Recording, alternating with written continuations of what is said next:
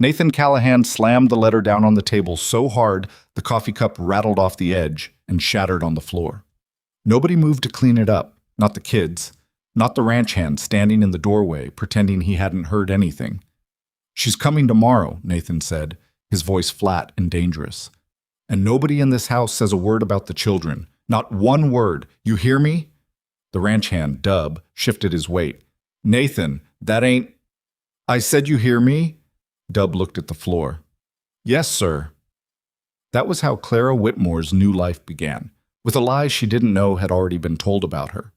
If this kind of story speaks to you, the kind built on secrets, second chances, and the people brave enough to stay when everything says run, then hit that subscribe button and come along for the ride.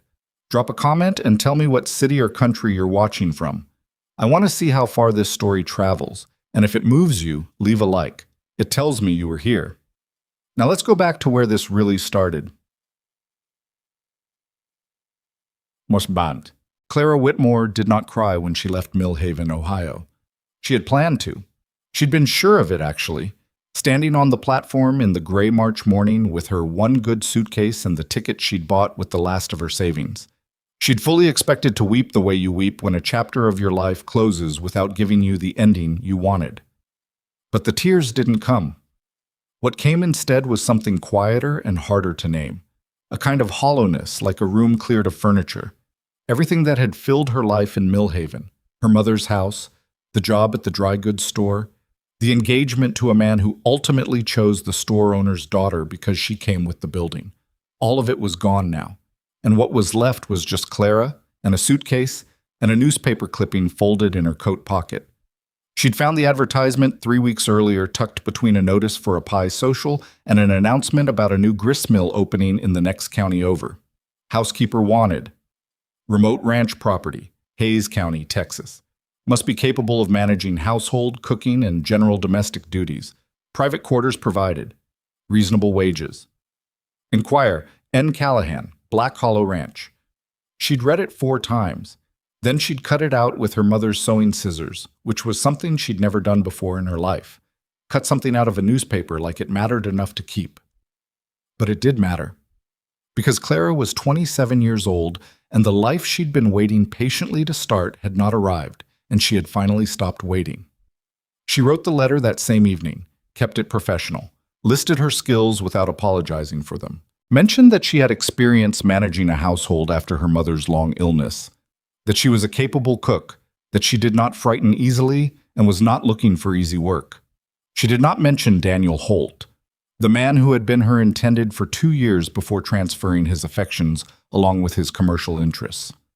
She did not mention that the house she'd grown up in had been sold to cover her mother's debts and that she had nowhere particular to be. She mentioned only what was useful. The reply came in just under 2 weeks. Brief, almost curt. "Miss Whitmore, position is yours if you want it. Arrive Borden Station the 14th. Someone will meet you. N. Callahan." Not exactly warm, but she'd stopped expecting warm. Woken. The train ride from Ohio to Texas took 3 days and had all the comfort of sitting inside a moving tin can. Clara ate the food she'd packed, hard cheese, crackers, 2 apples, and watched the landscape shift through the window from the familiar green flatness of Ohio to something she had no proper word for. The sky got bigger. The land got drier. The trees thinned out until there weren't many left, and what remained looked like they'd fought hard for the right to be there and weren't entirely sure they'd won. By the time the train pulled into Borden Station on the afternoon of the 14th, Clara had a crick in her neck, dust in her hair, and the kind of tired that settles into your bones and makes you philosophical about things you'd normally just be irritated by. The station was small. A platform.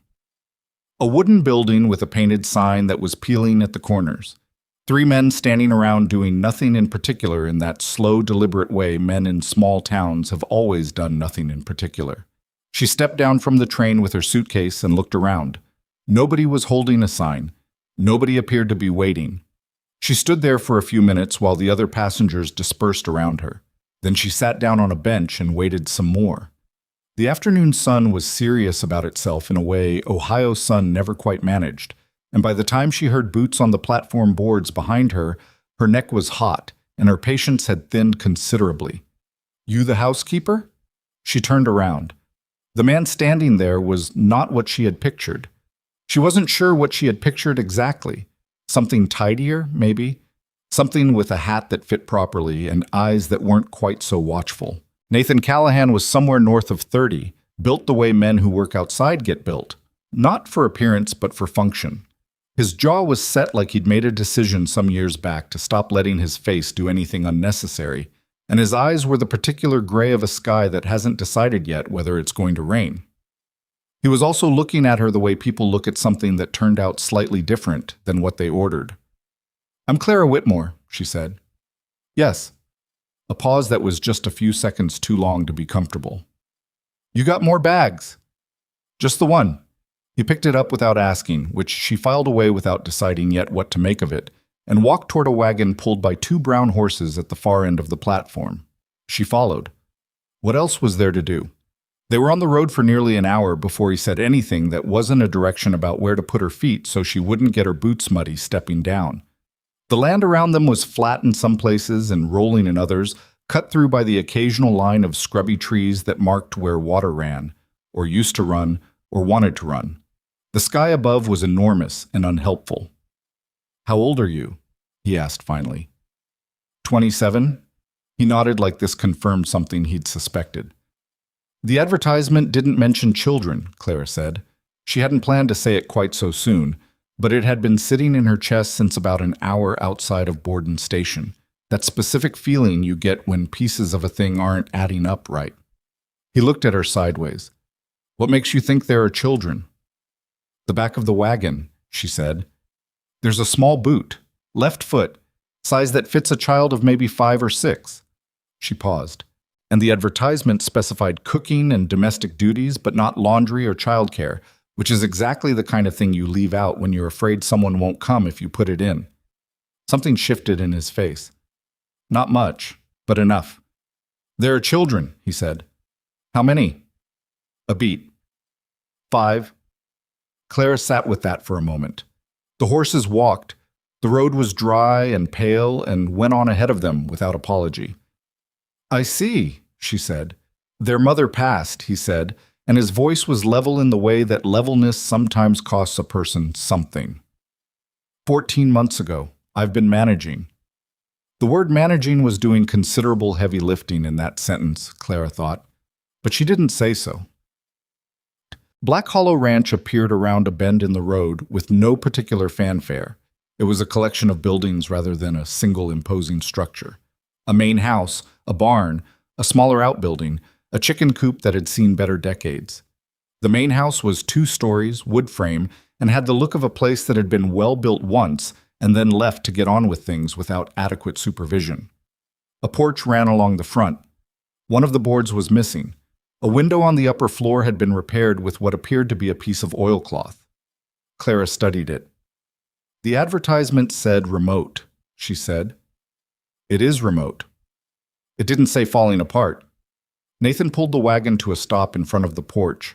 He was quiet for a moment before he got down. "It's not falling apart," he said. "It just needs attention." "That's what falling apart means," Clara said pleasantly, and climbed down on her own before he could decide whether to help her. The front door opened. A boy of about 15 stood in the doorway with his arms crossed and an expression on his face that Clara recognized instantly.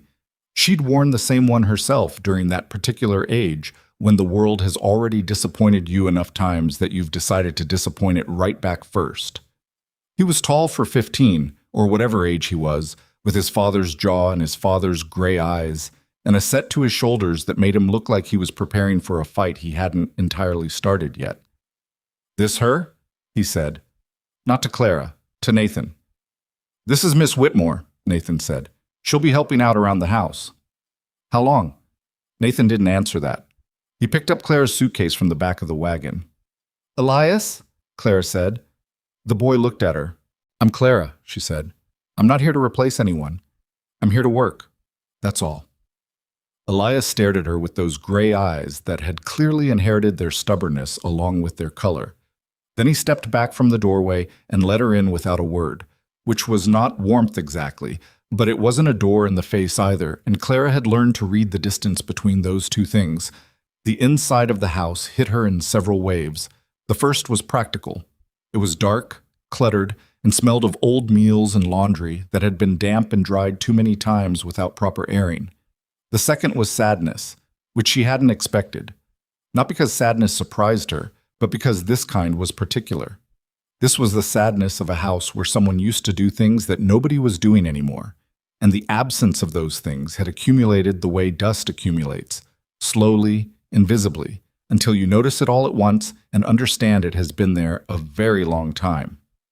Two boys about 9 or 10 years old materialized from somewhere behind a pile of coats near the door and stood staring at her with identical faces and the particular barely contained energy of children who have been unsupervised for what appears to be a geologically significant period.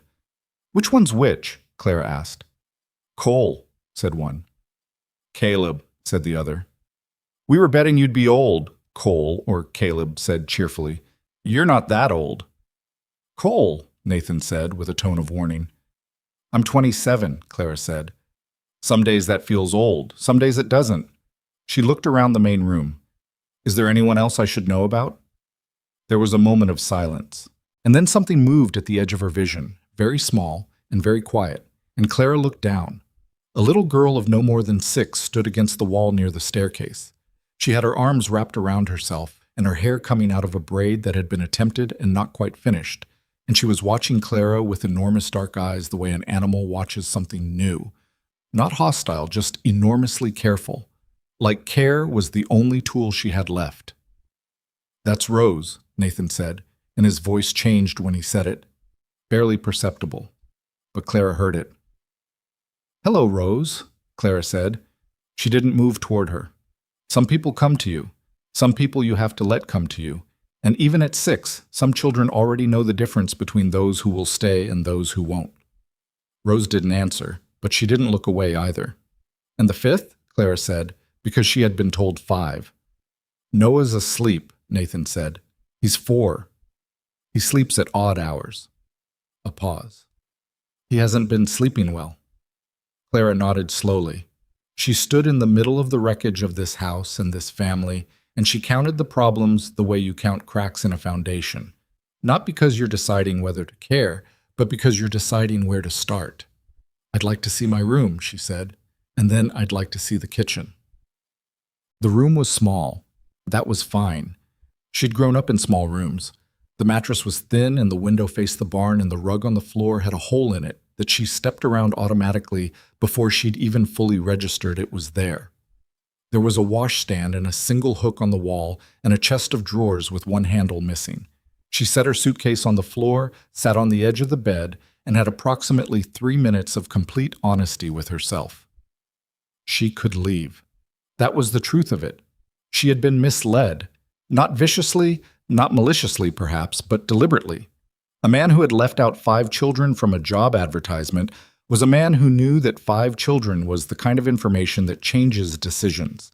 She had come expecting a household to manage, not 5 children who were running feral through a house that smelled like grief and neglect. She could leave in the morning.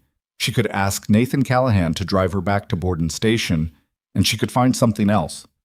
The world had other positions. She was capable and intelligent and not the kind of person who let herself be used if she could help it. She sat there and thought about leaving for about 90 seconds.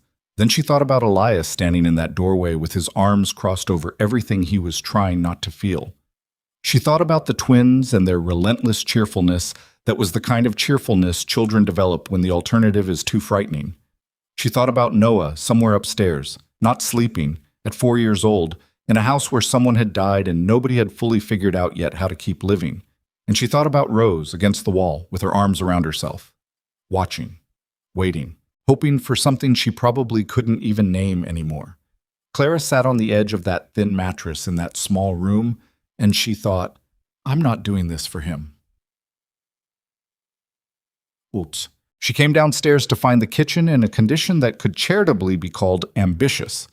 There were dishes stacked in ways that defied gravity and probably physics.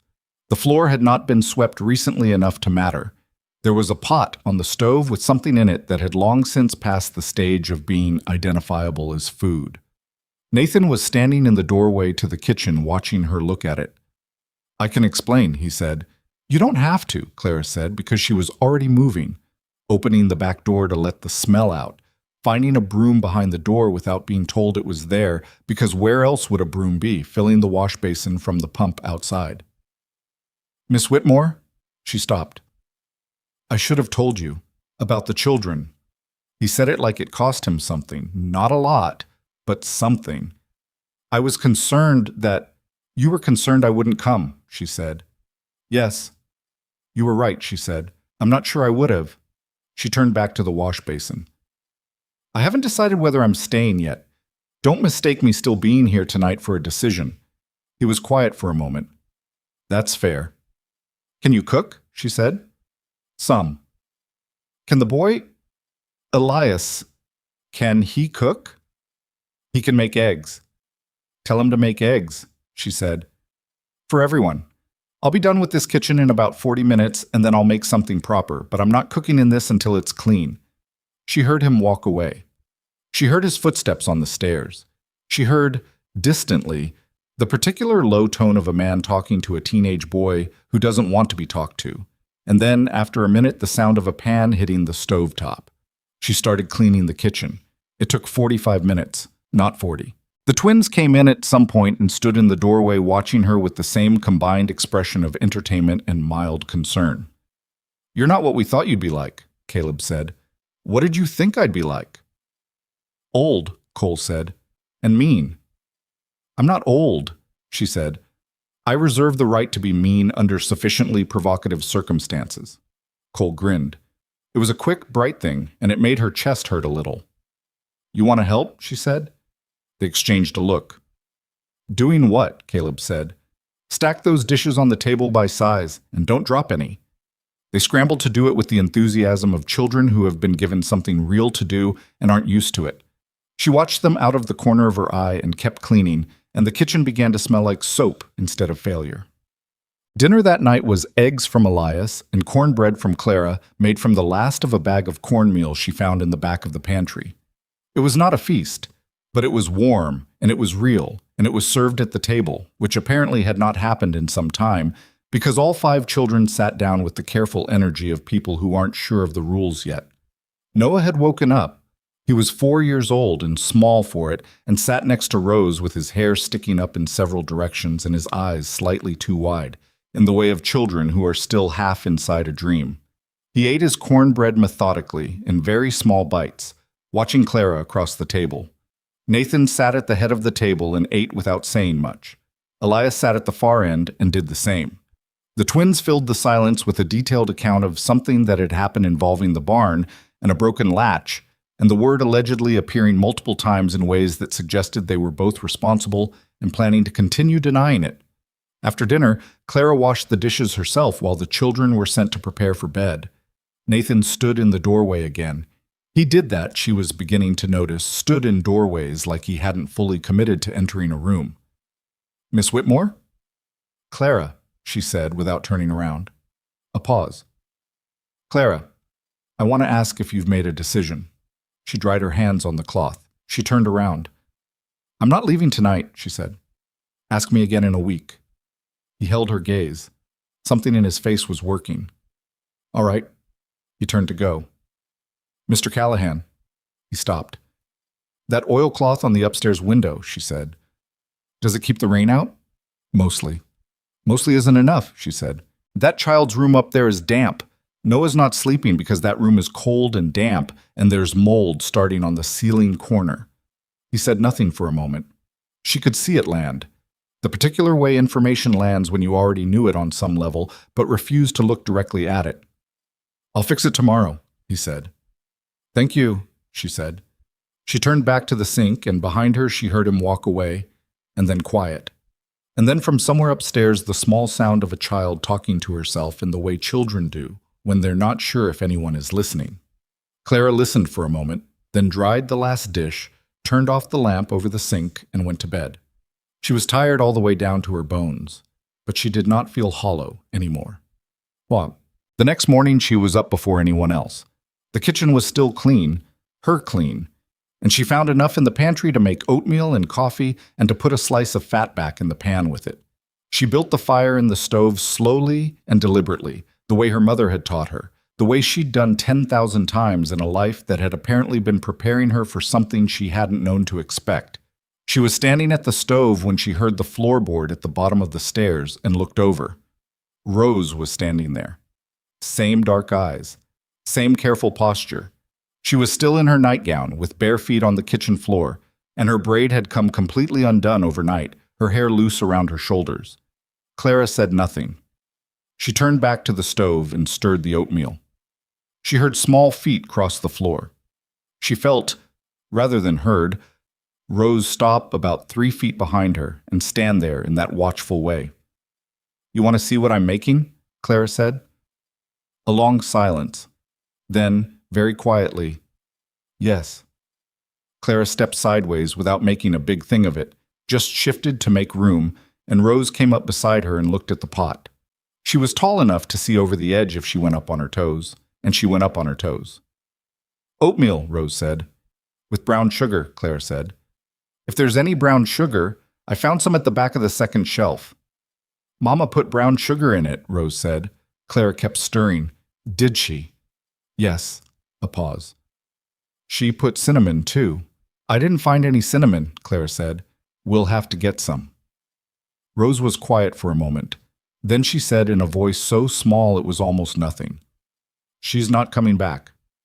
The kitchen was very quiet around that sentence. The fire made its sounds. Outside, a bird did something in the distance. "No," Clara said. "She's not." Rose looked at the oatmeal. "Are you going to stay?" Clara stirred once, twice. The brown sugar dissolved into the oats. "I'm working on it," she said. It was the most honest answer she had. And Rose, who was 6 years old and had learned more than 6-year-olds should know about the difference between promises and truth, seemed to recognize it. She stayed beside Clara at the stove until the oatmeal was done. And when breakfast was served and the rest of the family came down one by one, the twins loud and immediate, Noah still half asleep, Elias with his arms crossed and his silence intact, Nathan with his coffee and his watchful gray eyes. Rose sat down at the table, not against the wall, but at her place, close enough to Clara to matter. Clara noticed. She didn't say anything about it, but she noticed. By the end of the second day, she had reorganized the pantry, repaired 2 chair legs that had been wobbly long enough to become dangerous, established that the twins would be responsible for carrying water from the well every morning before breakfast, and had a long and not entirely comfortable conversation with Elias about the schedule for the chickens. "I've been doing it," Elias said, standing in the yard with his arms crossed. The afternoon sun was doing its serious Texas work around him. "I know you have," Clara said. "And I'm not taking it away from you. I'm just asking that it gets done before noon instead of when you get around to it." "I get around to it when I get around to it." "I can see that," she said. "2 of those hens haven't been fed properly in 3 days. They're getting thin." His jaw tightened. "I know what I'm doing." "I think you know a lot of things," she said. "I also think you've been carrying things a 15-year-old shouldn't have to carry, and you've been doing it alone, and that makes a person tired and short-tempered and behind on things they'd normally stay on top of. That's not a judgment. That's just what happens to people." He was quiet. She could see him fighting with it. The impulse to argue against the thing that was true, because the truth felt too much like being seen. "Feed them before noon," she said. "That's all I'm asking." She turned to go. "She taught me," Elias said behind her. She stopped. "How to care for the chickens," he said. His voice was rough in a way he was working to control. "She showed me when I was 8. Clara stood still for a moment. She didn't turn around. Some things are easier to say when nobody's looking at you. "Then do it the way she showed you," Clara said. "Before noon." She walked back toward the house. Behind her, she heard nothing for a long moment, and then the gate to the chicken yard opening, and the particular soft sound of a boy talking to chickens, the way people talk when they're trying not to show that they love something. She kept walking. Inside her chest, something quiet was beginning to take shape. Not hope exactly. Something more cautious than hope. something that felt like the first stones of a foundation being set by hand in difficult ground, with no guarantee of what would be built on top of them. But still, a foundation. That was a start. The week passed the way hard weeks do, not all at once, but in pieces, each one requiring something from her she wasn't entirely sure she had left. By the end of the 7th day, Clara had not left. She hadn't made any formal announcement about this. She simply continued to be there each morning when the family came downstairs, the fire already built, the coffee already made, and at some point the question of whether she was staying had quietly become a question of how long she intended to do so. Nathan hadn't asked again. She hadn't volunteered. What she had done was work. The pantry was organized now, not just tidied but properly organized, with the staples labeled and the perishables rotated and a list nailed to the inside of the door that tracked what was running low and what needed to be ordered from Borden Station before it ran out entirely. The twins had grudgingly accepted their water-carrying responsibility, though grudgingly was doing some work there. Cole had taken to the task with the enthusiasm of someone who had discovered that being useful was not entirely terrible, while Caleb conducted the same chore with the energy of a prisoner on a work detail who had not given up hope of escape. Noah had started sleeping better once Nathan patched the window properly. It had taken him most of a Sunday, and he'd done it without being asked again, which she noted. He was a man who did not speak much, but he did things. She was still deciding what to make of that. Elias was the problem she hadn't solved. He was not hostile exactly. He was something more complicated than hostile. He was watchful and careful, and he did what Clara asked in the way of a person who has decided to comply without surrendering. He fed the chickens before noon. He helped with the heavier chores when she put them in front of him, but he didn't speak to her beyond necessity. And every time she came close to something real with him, he found an exit. Not dramatic, not rude, just gone. Around a corner, out a door, up to his room with some task that needed doing somewhere else. She understood it. That didn't make it easier. The morning that changed things between her and Elias started with a broken axle on the supply wagon. Nathan had ridden out before dawn to the far end of the property to check on a section of fence that had been causing trouble, leaving instructions that Elias should drive Clara to the trading post in Borden Station to pick up a list of supplies she'd put together the night before. It was the first time she and Elias would be alone together for any significant stretch, and she could tell from the set of his jaw when he hitched the horse to the small wagon that he had registered this fact and was not celebrating it. They got about 2 miles down the road before the left rear wheel dropped into a rut and the axle gave with a sound like a gunshot.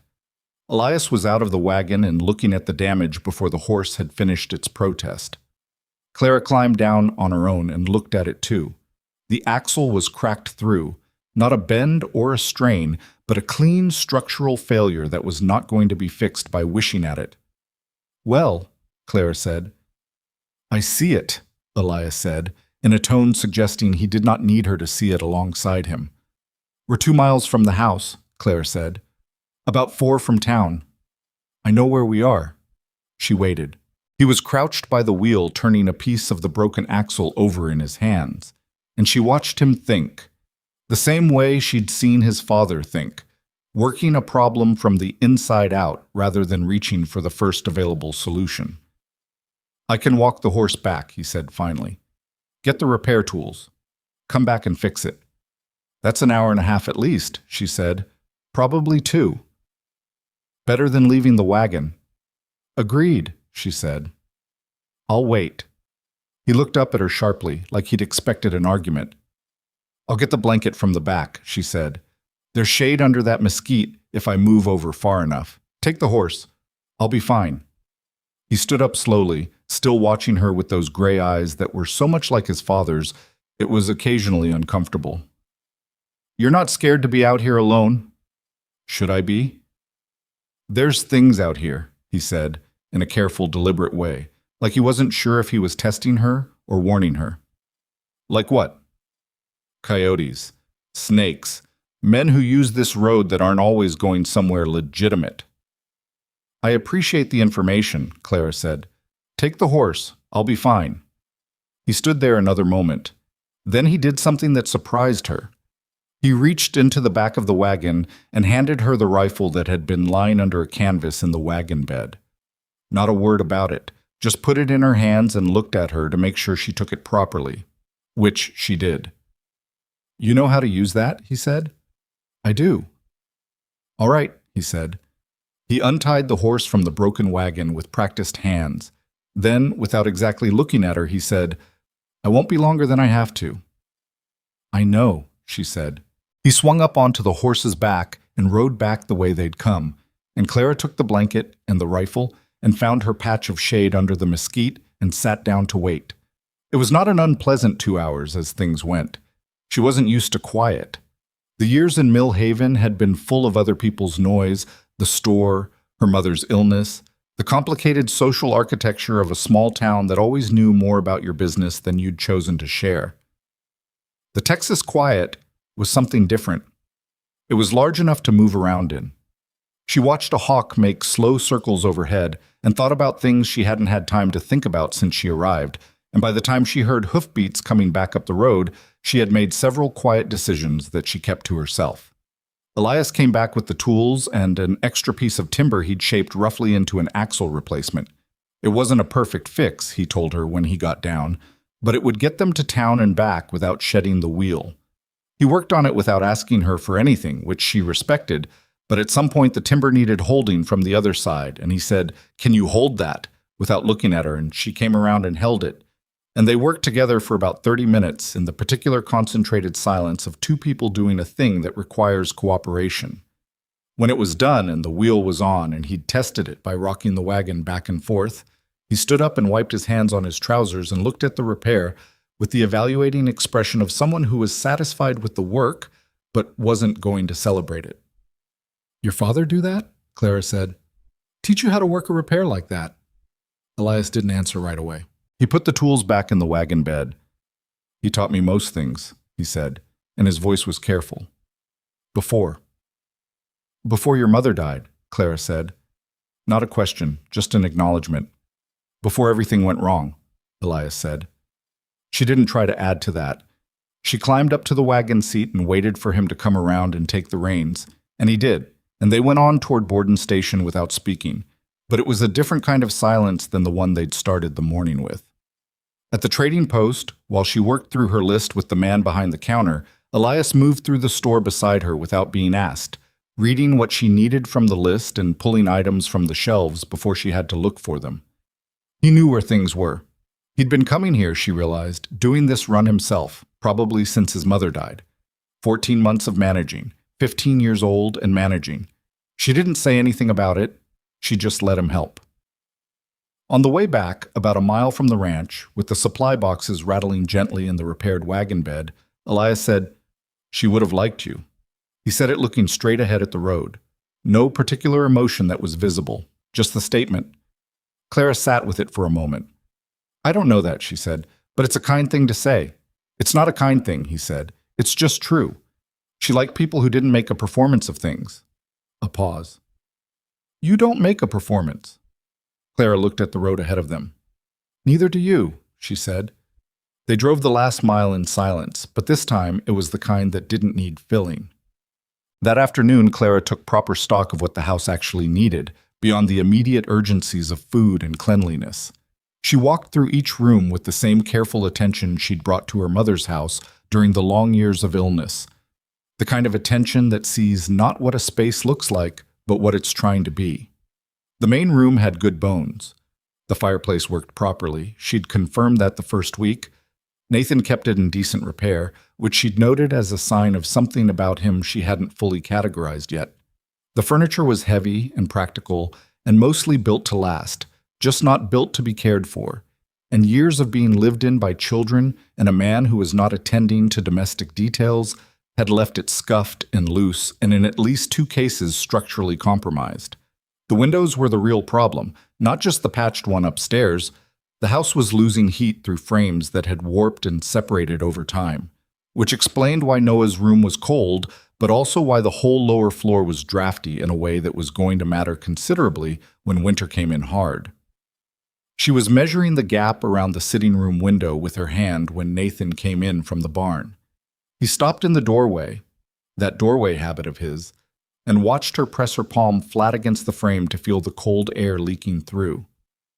"The windows need recalking," she said, without turning around. "All of them. And 2 of the frames on the north wall need resetting entirely. Winter's going to come through this house like a rumor if you don't address it before October." "I know," he said. She turned around. He was leaning against the door frame with his hat in his hands, turning the brim between his fingers in a way she'd come to recognize. It was what he did when he was being honest about something he wasn't comfortable with. "The wall's in the children's room upstairs," she said. "The plaster's separating in the corner near the ceiling. That's not cosmetic. That's water getting in somewhere it shouldn't." "The roof was patched 2 years ago," he said. "I thought it was holding." "It's not holding," she said. "I can hear it when it rains. There's a sound in the wall on the east side that's not wind." He set his hat on the table beside him with the careful deliberateness of a man setting down something heavy. "I'll get up there this week." "Before the next rain," she said. "Before the next rain," he agreed. He looked at her with those gray eyes that were tired in a way sleep didn't fix. "You're making a list," he said, "of everything that needs doing." "In my head," she said. "How long a list is it?" She considered that honestly. "Long," she said. "But nothing on it is beyond doing. It just needs doing." He nodded slowly. There was something working in his face that she had noticed over the past week and not been able to fully name. It wasn't gratitude exactly, though there was that somewhere underneath. It was something more unsettled than gratitude, like a man discovering that someone has been quietly holding a wall up in a house he thought was empty. "The children are," he started, and then stopped. "They're doing better," she said. She kept it simple. She wasn't going to make him feel worse about it than he already did. "I know I let things get—" He stopped again. "Mr. Callahan," she said, "I'm not here to assign blame." "Nathan," he said. She looked at him. "You said call you Clara," he said. "Seems like it should go both ways." She considered him for a moment. "All right," she said. "Nathan?" He picked his hat back up. She had the distinct impression he wasn't sure what to do with himself when a conversation arrived at something real. "I'll check the roof Saturday," he said. "Thank you," she said. He went back through the door he'd been leaning in, and she turned back to the window gap and her mental list, and neither of them acknowledged what had shifted in the room just now, though something clearly had. The twins presented a category of problems she hadn't fully anticipated, which was less that they were bad and more that they were extremely, creatively, perpetually good at finding trouble in places no sensible person would have thought to look for it. The incident with the flour happened on a Tuesday. She'd sent them to bring the 20-pound flour sack in from the storage shed while she was making bread, a task that should have taken 5 minutes and somehow took 25. And when she went to find out why, she discovered that Cole had decided the shed roof was an ideal location from which to drop flour in controlled amounts to see how it dispersed, and Caleb had decided the scientific inquiry was valid, but had concerns about the methodology that he was voicing at length while also standing directly underneath the experiment. Both of them were white from hair to boot when she found them. The flour sack, now about 2/3 empty, sat on its side on the shed floor. She stood in the shed doorway and looked at them. They looked back at her with the identical expression of children who have weighed their options and decided that the best available strategy is to look repentant while keeping silent about specific details. "Cole," she said. "Yes, ma'am." "Get down from there." He climbed down from the roof with the practiced ease of a boy who climbed things habitually. "You want to tell me what you were testing?" she said. They exchanged a look. "How it spreads," Cole said, "when you drop it from different heights." "We thought maybe it'd be useful to know," Caleb offered. He paused, searching. "Science."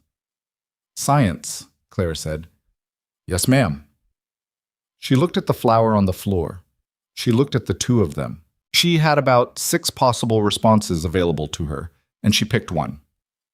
"Next time you want to test something like that," she said, "you come tell me first, because I might have better things to test it with than the flour I need for the bread." They blinked at her. "Like what?" Cole said. "I don't know yet," she said. "That's why you tell me first and we figure it out. Now both of you come inside and wash, and then you're going to help me make the bread with what's left of this flour, and you're going to do it properly." Cole opened his mouth. "And you're going to like it," she added, which was not strictly accurate but set the right expectations. They made the bread. Or rather, Clara made the bread, and the twins participated in ways that were approximately 40% helpful and 60% disruptive but sincerely intended throughout. By the time the loaves were in the oven, both boys had flour in their eyebrows again through no discernible fault of anyone in particular, and Caleb had burned one finger on the edge of the pan and was nursing it with an expression of scientific martyrdom. "It hurts," he told her. "I know," she said, wrapping it in a cool cloth.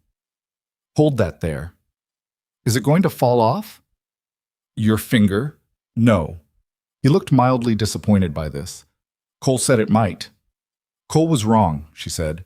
"Cole is often wrong but rarely admits it." From across the table where he was scraping dough off his hands, "I admit it when I'm wrong." "When was the last time?" Clara said. A pause. "I'm thinking," Cole said. She pressed her lips together to keep the smile in and turned back to the oven. Rose was different from the others in a way Clara was still working out how to understand. The twins were loud and concrete. You knew what they needed because they announced it, usually while doing the thing they needed. Elias was opaque by choice, by armor, by grief that had calcified into self-sufficiency. Noah was simply 4 years old and needed everything that 4-year-olds need, which was most things most of the time. But Rose watched. Rose was always watching and deciding and keeping her own counsel about what she decided. At 6, she was already managing herself in ways she shouldn't have needed to, and the managing looked like quiet, but Clara had started to understand it was something more like holding very still so nothing would hurt you. She started finding small ways in. She asked Rose to help braid the dried herbs she'd gathered from the kitchen garden. The garden was in rough shape but not dead, and she was bringing it back slowly, and she had lavender and sage that needed tying and hanging to dry. Rose sat beside her at the kitchen table and did the braiding with the focused, meticulous attention of a child who takes small tasks seriously because they're the things she can control. "You have good hands for this," Clara told her. Rose looked at her hands like she was reconsidering them. "Mama said that." "She was right," Clara said. They braided in silence for a few minutes. Rose's fingers worked steadily, small and competent, tying each bundle with the same neat knot. "Are you going to fix the garden?" Rose said. "I'm trying to," Clara said. "It needs quite a bit of work." "Mama grew things in it," Rose said. "Tomatoes and beans and some flowers. She said the flowers weren't practical, but they made her happy, so she grew them anyway." "Well, that sounds like a reasonable position," Clara said. "Noah doesn't remember her," Rose said. She said it with a flatness that was more shattering than sadness would have been, because she'd already processed the sadness and come out the other side into fact. "He was too little. He doesn't remember her face." Clara kept her hands moving. "Do you?" "Yes," Rose said. "Every day." Clara tied off the bundle she was working on. "Then when Noah asks you someday," she said, "you can tell him." Rose was quiet for a long moment. "What if I get it wrong? What if I forget things?" "You'll forget some things," Clara said honestly. "Everyone does. But the important things have a way of staying, the way she seemed, the way the kitchen smelled when she cooked, the sound of her voice. Those tend to stay." Rose looked at her bundle. She straightened the knot precisely. "She smelled like lavender," Rose said, quietly, almost to herself. "That's why I like this job." Clara looked at the herbs in her hands and said nothing, and neither of them mentioned it again. But Rose sat beside her at that table for another hour after the braiding was done, simply not wanting to be somewhere else. Nathan Callahan was the puzzle Clara had the least idea how to approach, partly because he was a grown man who had constructed his distance with skill and time, and partly because it was not, strictly speaking, her job to approach it. She watched him with the children in the same careful way she watched everything. Not obviously, not constantly, but consistently enough that a picture was forming that was more complicated than his cold exterior suggested. He was not an uncaring father. He was a father who cared so much and was so overwhelmed by the size of what he'd lost that he had narrowed his caring down to the things he could measure. Food on the table, roof over their heads, wood for the fire. He kept all the external conditions of survival in order with a rigidity that looked, from a distance, like coldness, but was actually closer to desperation. He didn't know how to sit with them anymore. That was the thing she kept coming back to. She saw it most clearly one evening when she was sitting with Rose and Noah in the main room after dinner, Rose sounding out words from the reader Clara had found in a box in the upstairs closet, Noah drawing something on a slate with a chalk piece she'd found. Nathan came in from outside, took in the scene from the doorway, that doorway again, and had such a visible moment of not knowing what to do with himself that Clara almost said something. Instead, she looked back at Rose's reader and said, "What's that word right there?" "That one?" Rose pointed. "Yes." Remember. Rose frowned. Remember.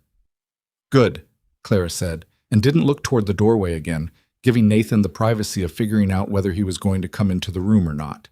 He came in. He sat down in the chair by the fireplace, not right next to the children, but in the same room. He picked up a piece of tack that needed repair and worked on it in silence, and Noah at some point migrated across the floor on hands and knees and settled near his father's boots without quite touching him. And Nathan looked down at his son for a long moment with an expression that was not cold at all, and then looked back at the tack in his hands. Clara watched none of this. She was very busy looking at Rose's reader, but she noted every bit of it. The evening Nathan came closest to talking to her, actually talking, not logistics or instructions or the brief exchanges about the house, was a Thursday, about 10 days after she arrived. She'd been out to the kitchen garden after the children were in bed, assessing what it would take to get the beds productive again before the season turned. When she came back inside, Nathan was sitting at the kitchen table with a cup of coffee and the account book open in front of him, and the expression on his face was the particular expression of a man who has just found out the numbers are worse than he thought. She got herself a cup of coffee and sat down at the other end of the table, because she was tired and it was her kitchen as much as anyone's at this point, and she was not going to disappear upstairs just because the room was occupied. He looked up briefly. She looked at her coffee cup.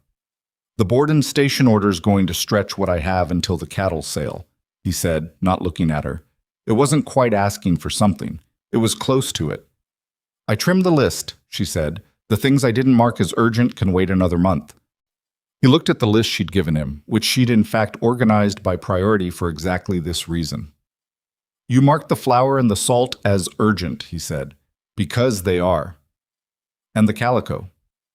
"Rose's dress has holes in both elbows," Clara said. "It's the only one she has that fits properly. I put calico on the list because I can make her another one if you have the cloth." He was quiet for a moment. "You sew?" "My mother taught me when I was 7, she said. "I'm not exceptional at it, but I'm functional." He turned the account book slowly. Something in his face was working again in that way she was coming to recognize. The internal calculation of a man deciding how much to let through. "When I hired you," he said, "I thought I was solving one problem." "And instead you found a house full of them," she said. "Yes." A pause. "I'm not—" He stopped. She waited. "I know it's been harder than what you signed on for," he said. "What you found when you got here." She turned her coffee cup in her hands. "It has been," she said. "I'm not going to pretend otherwise." He nodded. He seemed almost relieved that she'd said it plainly. "But harder than expected and wrong for me aren't the same thing," she said. "I'm still working out which one it is." He looked at her then, directly, the way he rarely did, that steady gray gaze that didn't look away when it found something it hadn't expected. "The children are," he said. "They're different since you came." "It's only been 10 days, she said. "I know." He looked back at the account book, but she got the impression he wasn't seeing it. "Elias talked at dinner tonight. He hasn't talked at dinner in 4 months. Clara thought about the broken axle and the rifle and a 15-year-old boy who'd said she would have liked you to the road in front of him. "He has things to say," Clara said. "He just needs to believe someone wants to hear them." Nathan was quiet for a long time.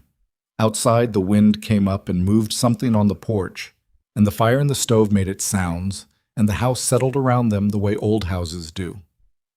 14 months, Nathan said very quietly to the account book. I told myself the children needed time, but I think the truth is I needed time and I used them as an excuse to not be here in the way I should have been. Clara said nothing. She didn't feel it. Some things need space around them to mean what they mean. I don't know how to fix it, he said. You fixed the window, she said. He looked up at her. You fixed the window when I told you Noah was cold, she said. You didn't argue about it. You didn't wait. You went up there and fixed it. She set her coffee cup down. That's how. One window at a time. He looked at her with an expression she couldn't fully read, but whatever it contained, it was not distant. Not the controlled blankness he wore like weather gear against a life that kept coming at him. You're a particular kind of person, Clara Whitmore, he said. I'm an ordinary person, she said, and got up from the table. Good night, Nathan. Good night, he said. She went upstairs.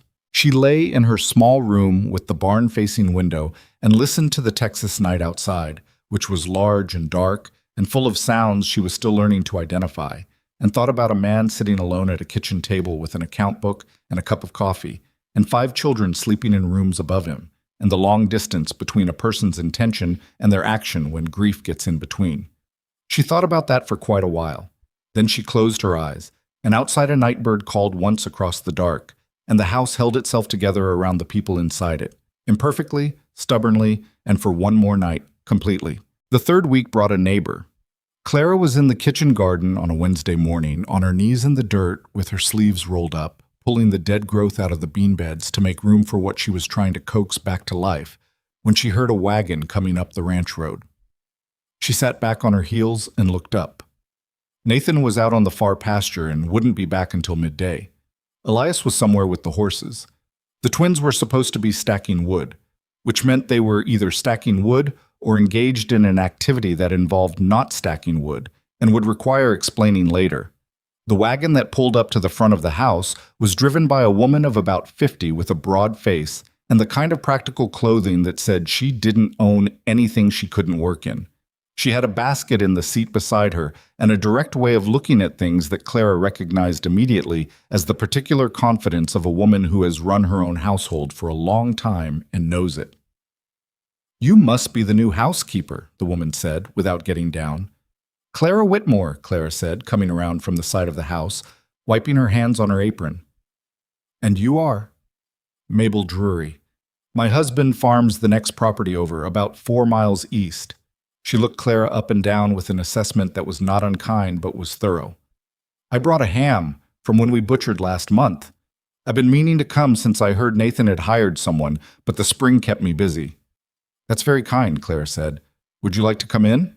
Mabel Drury got down from the wagon with the ease of someone who had been getting in and out of wagons her entire life and handed Clara the basket. The ham inside it was wrapped in cloth and was a generous size, and beneath it was a jar of preserved peaches and a small wrapped package of dried apples. You didn't have to bring all this, Clara said. I know I didn't, Mabel said, and followed her into the house without being formally invited, which suggested this was not her first time at Black Hollow Ranch.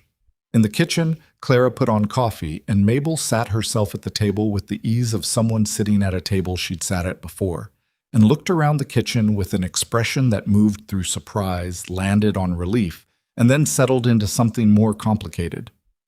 It's clean, Mabel said. It is, Clara agreed. Last time I was here it was… Mabel stopped, looked at the jar Clara set on the table. Nathan's a good man, she said, which was the kind of sentence people say when they're navigating around something they don't want to say directly. He seems to be, Clara said. He had a very hard year. Mabel picked up the coffee Clara poured for her and looked at it. Margaret, his wife, she was the kind of person that held things together that you don't realize need holding until they're not held anymore. And after she passed, Nathan just… She stopped again. He kept the ranch running, kept food on the table, but the rest of it… She looked up at Clara. Those children needed someone. How long have you been here? 3 weeks, Clara said. Mabel looked at the clean counter. The organized pantry visible through the open door, the dried herbs hanging from the beam. 3 weeks, she said, more to herself than to Clara. It's an ongoing process, Clara said. Clearly, Mabel said. She looked at Clara over her coffee cup with that direct gaze. Are you planning to stay? It was the same question she'd been asking herself every day, in different light, with different evidence. I haven't decided not to, Clara said. Mabel seemed to find this acceptable.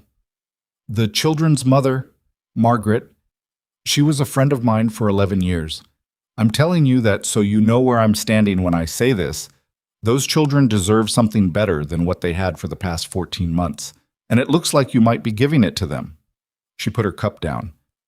But I want to ask you something directly, and I want a direct answer. All right, Clara said. Are you here because of the job, or because you've got nowhere else to be? Clara looked at her. Both, she said. When I came, it was the job. I'm not sure anymore. Mabel looked at her for a long moment, and something in her face made a decision. Good, she said. An honest woman. That's what this family needs. She picked up her coffee again. Nathan know you feel that way? We haven't discussed it, Clara said. Men like Nathan don't discuss things, Mabel said, with the tone of a woman who had spent 40 years navigating around the emotional architecture of men who didn't discuss things. They do things. You watch what they do.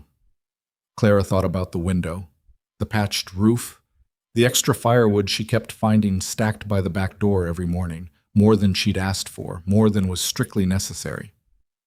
I'm watching, she said. After Mabel left, Clara stood in the kitchen with the ham and the peaches and the dried apples and thought about what it meant that the nearest neighbor 4 miles away had known immediately that things at Black Hollow Ranch had been wrong and had brought a ham as a form of apology for not having come sooner. People always know, she thought. The community sees. It just doesn't always know what to do with what it sees. She put the ham in the cold pantry and went back to the garden. The garden was the project she'd taken on that was hardest to explain to anyone because it wasn't strictly necessary. The household could function without a kitchen garden, had been functioning without one for over a year, but it felt like the most honest thing she was doing on this property. More honest even than cleaning the kitchen or organizing the pantry. Those were tasks with clear endpoints. The garden was something else. You couldn't restore a garden in a week or a month. You could only put the work in and wait and see what survived. It felt like a truth about something larger that she didn't examine too closely. Rose had started coming out to the garden with her in the late afternoons, after the younger children's lessons and before dinner. She'd arrive without being called, put on the pair of old gloves Clara had found in the barn that were approximately 4 sizes too large for her, and work beside Clara with that focused, methodical attention she brought to everything. She didn't always talk, neither did Clara, but the being there was its own language. One afternoon, Rose said out of nowhere, Elias is nicer now. Is he? Clara said. He helped Cole with his reading last night, Rose said. He used to do that before. She paused. Before he stopped. People stop things when they're hurting, Clara said, and sometimes they start again. Rose considered this. Are you hurting? Clara looked at the bed she was working in, the stubborn shoots coming back up through the soil, slow and improbable and persistent. I was, she said. Less so lately. Rose seemed to accept this as sufficient information. She turned back to the weeding and pulled a particularly stubborn root out of the ground and held it up to examine it with the expression of a scientist. It was pretending to be a bean plant, she said. Weeds do that, Clara said. They're very committed to the deception. Rose dropped the root into the pile and went back to work, and Clara bit her lip against the smile that came up uninvited, and the afternoon went on around them warm and unhurried. Bob. It was in the 4th week that Nathan started appearing in the evenings, not dramatically, not in any way that announced itself or required acknowledgement. He simply began to be present in the main room after dinner, rather than disappearing into the barn or the office or wherever he'd been disappearing to in the evenings before Clara arrived. He'd sit in the chair by the fireplace with whatever work he could do with his hands, mending tack, cleaning tools, working on the ledger, and the children would be in the room too, doing what children do in the evenings, which is simultaneously nothing in particular and something that requires a significant amount of noise. Clara sat with Rose and Noah most evenings. She was teaching Rose to read properly, Not just sounding out words, but understanding what they meant and why they were arranged the way they were. And Noah participated in the lessons with the extremely specific attention of a 4-year-old who is absorbing far more than he appears to and waiting for the right moment to demonstrate this. One evening, Nathan looked up from the harness he was working on and said, to no one in particular, "Cole, sit still." Cole, who was attempting to walk across the furniture in a way that did not technically touch the floor, stopped, looked at his father, sat down. Clara did not look up from the reader. But across the room, Elias, who was sharpening a knife at the table with the focused industry of a boy who was pretending not to be paying attention to anything, went very still for a moment and then went back to sharpening. And Clara had the distinct impression that the stillness was the sound of something registering. The next evening, Nathan told the boys they'd be starting fence work on the south pasture Saturday, and he wanted them up by 5. "Both of us?" Caleb said. "Both of you," Nathan said. "What about Elias?" Cole said. "Elias has the cattle," Nathan said. "You two are with me." The twins exchanged a look that contained a complete and rapid private negotiation, and whatever they decided together, and Cole said, "Yes, sir," in a way that was almost normal, almost just a boy answering his father, and the room held that small, ordinary moment as if it understood it had been waiting for it. The storm came on a Friday night in late May, and it came fast. Clara had been watching the sky since mid-afternoon when the clouds on the western horizon had the particular color and height that she'd come to learn in her weeks in Texas meant something serious was building. She'd mentioned it to Nathan at dinner. "I see it," he said. "The animals. I'll see to them after." What she did not yet know, in her months in Texas, was how quickly a serious thing could become a catastrophic one. By 8 o'clock, the wind had picked up enough to rattle the windows she'd been meaning to ask Nathan about again. By 9, the sky to the west was the color of an old bruise, and making a sound she felt more than heard. Nathan went out to the barn. She got the children upstairs. This was not simple. Noah was already frightened. He was a child who felt weather changes in his body before they arrived, and he'd been clingy and anxious all evening. Clara carried him up the stairs on her hip and put him in Rose's bed because Rose was steadier than the twins, and her presence calmed him, then went back for Rose. Then found the twins were already at the top of the stairs, watching the windows with a kind of electric attention that was somewhere between fear and fascination. "Go to your room," Clara said. "Is it a bad one?" Cole said. "I don't know yet," she said honestly. "I want you in your room." "Pa's still out there," Caleb said. "He's in the barn," Clara said. "He knows what he's doing. Go." She got them into their room, got Rose and Noah settled, and then stood in the upstairs hallway and listened to the storm arrive in full. It was a bad one. It came in 3 waves. The first was wind, serious and sustained in a way that made the walls flex slightly, and something come off the roof over the kitchen addition with a sound like a rifle shot. The second was rain, driving horizontally, hitting the north windows so hard it sounded like gravel being thrown. The third was the thunder, which was not the rolling rumble of an Ohio storm, but the immediate cracking kind that means the lightning is right here, right now, in this yard, in this field, close enough to matter. Clara stood at the top of the stairs and did arithmetic. Nathan had gone to the barn 45 minutes ago. The storm had been building for 30. It had been fully violent for 10. He should have been back inside by now, unless something had gone wrong in the barn, and things could go wrong in a barn in a storm faster than in almost any other combination of circumstances she could think of. She went downstairs. She put on her coat and her boots, and she opened the back door. The wind hit her like something with a personal grievance against her specifically. The rain was cold and driving, and she couldn't see more than 10 feet in any direction. The barn was 50 feet from the back door, which meant it was invisible. She went anyway. She kept her hand on the fence line she'd learned was there, feeling her way along it, because the alternative was getting turned around in the dark and ending up in the wrong part of the yard with no sense of direction. The wind was trying to take her coat off her body. The rain had soaked through it already, and she was operating on the knowledge that she was 50 feet from shelter and could see essentially nothing. Her hand found the barn door. Inside was chaos of a specific kind, the chaos of frightened animals and a man trying to control a situation that was bigger than any one man's ability to control. 3 of the horses were in their stalls, making the sounds horses make when they understand that something is wrong with the world. 2 of the cattle that had been in the near pasture were inexplicably inside the barn, which meant Nathan had driven them in, which meant he'd been out in that field. She found him on the ground behind the last stall. He was conscious. She established that immediately, because his head came up when he heard her.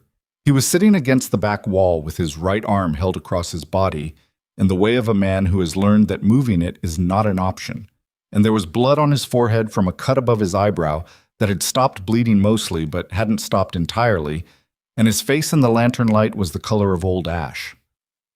"Clara," he said, and his voice was level in a way that cost him something. "What happened?" she said, crouching beside him. "The gray mare came down," he said. "I got her up, but she came down on my arm first." He paused. "I think it's broken." "Which arm?" "Right." She looked at it without touching it yet. The angle was not right, not drastically, not grotesquely, but wrong in the specific way that bones are wrong when they've been forcibly rearranged. "Anything else?" she said. "Head, ribs." "I hit the post coming down. Head's fine. Ribs," he breathed carefully. "One maybe. Maybe bruised. I can breathe through it." "All right," she said. She was already looking around the barn for what she needed. "Stay there." "I'm not going anywhere," he said, which was the first indication she had that he retained some capacity for dry humor when in pain, which she filed away for later when she had time to be anything other than functional. She found what she needed: good straight pieces of wood from the scrap pile by the back wall, the rope hanging near the door, the clean cloth she knew was kept in the tack box because she'd organized it herself 3 weeks ago. She came back to him. "I need to look at the arm," she said. "It's going to hurt." "I know that." "Tell me when it's too much." "It won't be too much," he said, with the confidence of a man who either has a very high pain tolerance or doesn't fully understand yet what she's about to do. She took hold of his arm with both hands, as steady as she could make them, and she was glad the storm outside was as loud as it was, because the sound Nathan made when she pressed along the brake to assess it was not a sound she wanted the children in the house to hear. He didn't pull away. He leaned his head back against the wall and breathed through it with his jaw set and his eyes closed. "It's a clean break," she said. "One bone. It needs setting." A pause. "You've done this before." "My mother had a fall," she said. "We were 2 hours from any doctor. I learned what I needed to learn." She kept her voice even. "It's going to hurt more than what just happened." "Do it," he said. She did it. What happened next she had promised herself she would be efficient about, and she was. And Nathan held to consciousness through it by what appeared to be sheer refusal to do otherwise. And when it was done, and she was splinting the arm with the wood pieces and the rope, working as fast as steady hands would allow, the barn around them shaking with the storm, the horses calling to each other in their stalls. She heard his breathing slowly even out from the controlled, ragged pace of a man managing pain to something closer to human. "How's that feel?" she said. "Better than it did," he said, which was not the same as good but was the right direction. She tied off the last of the splint and sat back on her heels and looked at him. He was looking at her. The lantern between them made shadows that moved with the wind coming through the cracks in the walls. "The head cut needs cleaning," she said. "In the morning. Now," she said. "Head wounds get infected fast. I need the wound cleaned before I can know how serious it is." He was quiet for a moment. Then, "You're a very determined woman." "Yes," she said, and found the cleanest cloth in her kit and poured the last of the water from the canteen she'd had the presence of mind to grab on her way out of the house. "How'd you even find me?" he said, while she worked on the cut. It was shallow, but long. It would scar, but wouldn't need stitching. "In that storm." "I knew you'd been gone too long," she said. He was quiet while she cleaned the wound, which she appreciated, because she was using the last of her calm to keep her hands from shaking now that the emergency part was receding and her body was starting to register what it had been through. "Clara," he said, "hold still." "Clara." She stopped. He was looking at her with an expression she hadn't seen on him before. Not the watchful guardedness, not the calculated levelness. Something more open than that, and more careful, like a man who has just understood something he should have understood earlier and is not sure what to do with the understanding. "Thank you," he said. Just that. But the weight in it was not just the barn and the broken arm and the storm outside. She heard the larger thing underneath it. "Hold still," she said again, and kept working. By the time the worst of the storm had passed and the rain had settled from violent to merely serious, she had him on his feet. Getting back to the house was a managed process. She took his good arm over her shoulders, and they moved through the rain and the dark along the fence line she'd used to find the barn. And he was heavier than she'd expected, and she was wetter and more tired than she would have preferred, and neither of them said anything because there was nothing available worth saying. Inside the back door, Elias was standing in the kitchen with the lamp up high. He took one look at his father and went white under his tan. "He's all right," Clara said, before Elias could process the arm and the blood and whatever conclusions he was constructing. "Broken arm, one maybe bruised rib, a cut on his head. He needs to sit down and stay there until morning." Elias looked at his father. Nathan looked back at his son, and for a moment the two of them said nothing and everything at once, the way people do when the things between them are too large and too old for words on short notice. "I'm all right, Eli," Nathan said. It was the first time Clara had heard him use that name. Elias nodded once, very tight, the way of a boy trying not to show that his throat is closed. He turned to Clara. "What do you need?" "Hot water," she said. "And get me the small chest from the top shelf of the pantry, the one with the red cloth on the top." He moved before she'd finished the sentence. She got Nathan to the chair by the fire, which she'd built back up while they were still outside. She'd known they'd need it.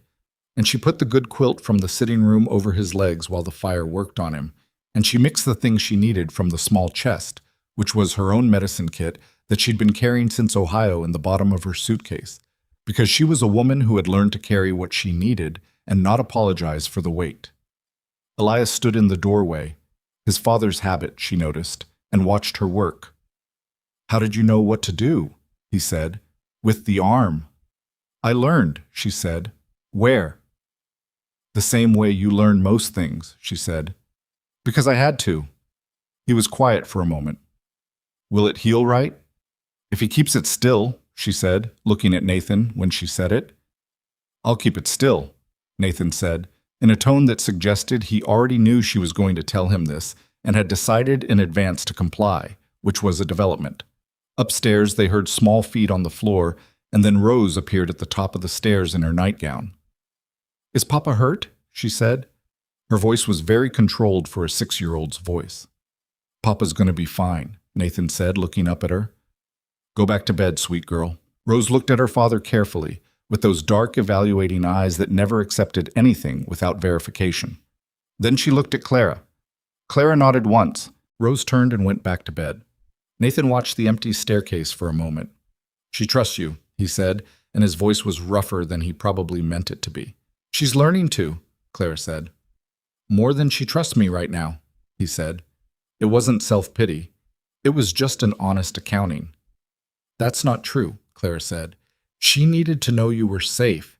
She checked you for herself, and then she checked with me because she's learning that I tell her the truth. That's not her trusting me more than you. That's her trusting both of us." She looked up at him. "That's different." He looked at her for a long moment. Outside, the storm had settled to rain, steady and serious but no longer punishing, and the fire worked at the room, and the house was quiet with the particular quiet of a place that has just been through something difficult and is now resting on the other side of it.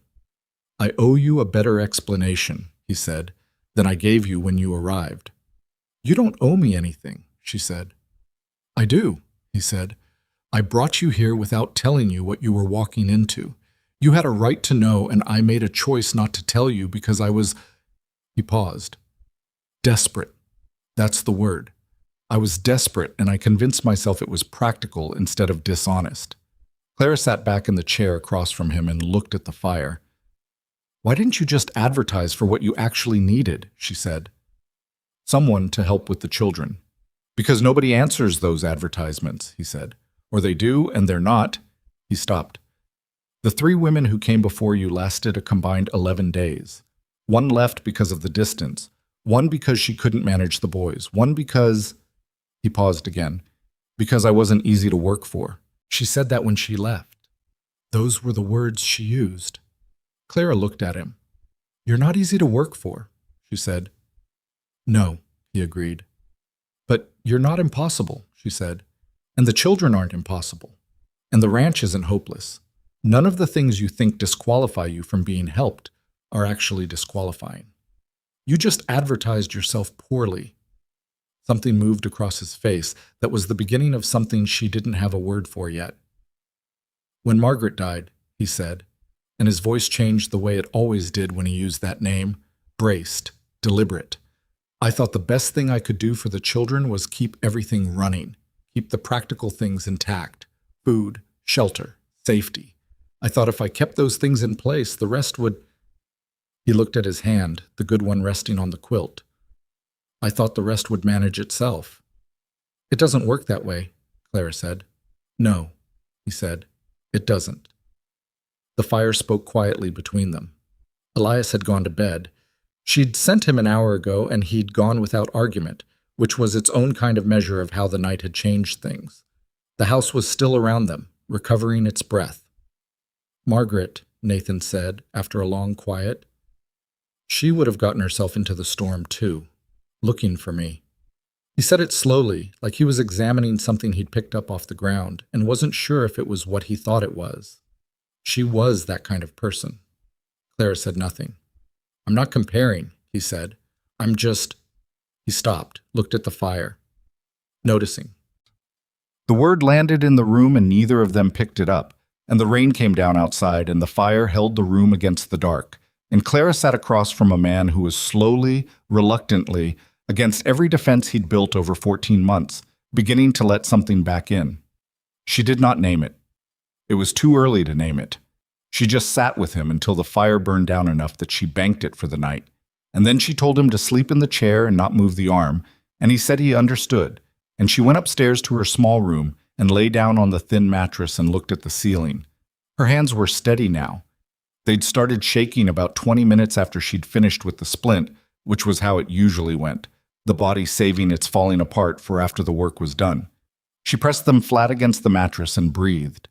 Through the floor she heard, faintly, the sound of Nathan Callahan's breathing in the chair by the fire, and the rain on the roof, she'd told him, wasn't holding properly, and somewhere in the back of the house, a shutter that had come loose in the storm, clicking against the wall in the wind. So many things in this house that needed tending. She closed her eyes. Tomorrow, she thought, one thing at a time. He kept the arm still for 4 days, which was 3 more than she'd expected.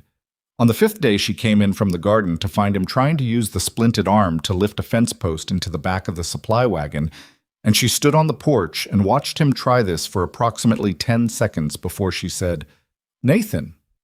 He stopped, looked at her with the expression of a man who has been caught doing something he knew was inadvisable and has decided that dignity requires neither admitting this nor pretending he wasn't doing it. "It needs to go in the wagon," he said. "Elias can put it in the wagon," she said. "Elias is with the cattle." "Then Cole can put it in the wagon. Cole is 11.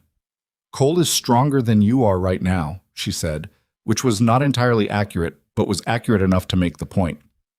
"Get off that arm." He set the post down with deliberate care, which was its own form of protest, and straightened up and looked at her. 3 more days is too long, he said. "There's work." "There's always work," she said. "In 4 weeks, that arm needs to come out of the splint and be usable. You put full weight on it before it's ready, and we start over from the beginning. Is that what you want?" He was quiet for a moment. "No." "Then go find something you can do with one hand," she said, and went back inside. She heard him, about 20 minutes later, directing Cole and Caleb on the fence post from the porch, with a combination of instruction and barely suppressed impatience that was apparently sufficient to get the post into the wagon without anyone's participation from the broken arm. She stood in the kitchen and allowed herself a brief moment of satisfaction before getting back to the bread. The arm was not the only thing that had changed after the storm. Something in the house had shifted in the days following that night. Nothing dramatic, nothing you could point to cleanly, but present the way a change in air pressure is present before rain. Nathan had started eating breakfast with the family instead of taking coffee alone before they came down. He didn't say much more at the table than he had before, but he was there, and being there was its own kind of language that the children heard without being told to listen. The twins had figured this out in the way twins figure things out, simultaneously and without consultation. They started directing things at Nathan that they'd previously directed at Clara or at the empty air.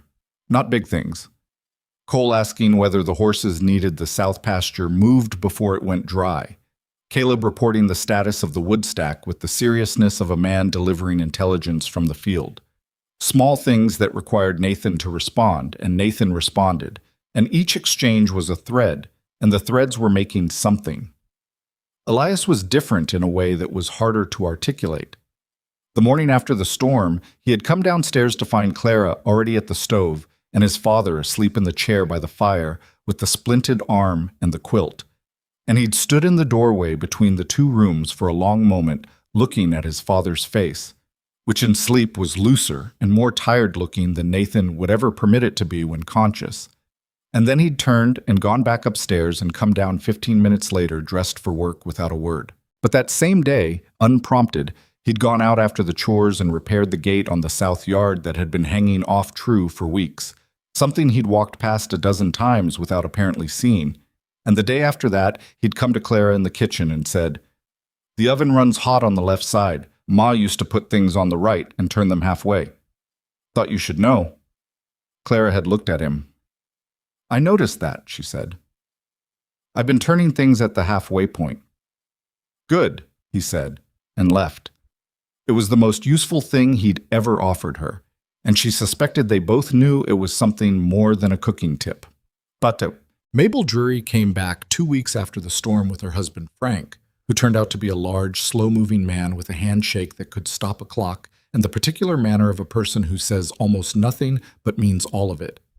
He came to check on Nathan, which he did by looking at the splint, asking 2 questions about the arm, receiving 2 answers and then saying good, and going out to the barn to look at the roof damage the storm had caused, which was the practical language of a man who expressed concern through assessment and labor. Mabel came inside. She brought another basket, dried corn this time, and a crock of butter, and sat herself at the kitchen table and said, "How's he managing?" "Better," Clara said. "Slower than he'd like." "He's always been like that," Mabel said. "Even when Margaret was alive, he drove himself too hard, and she was the one who made him stop."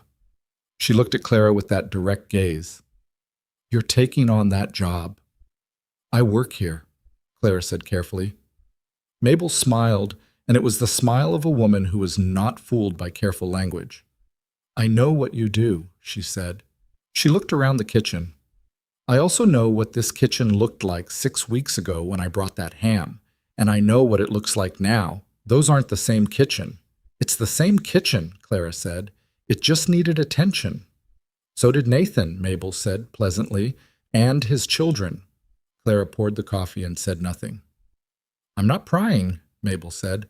"I'm telling you what I see because I'm someone who cares about this family, and I'm not going to pretend otherwise." She wrapped her hands around the cup. "Those children look like children again. You understand what I mean by that?" Clara sat down across from her.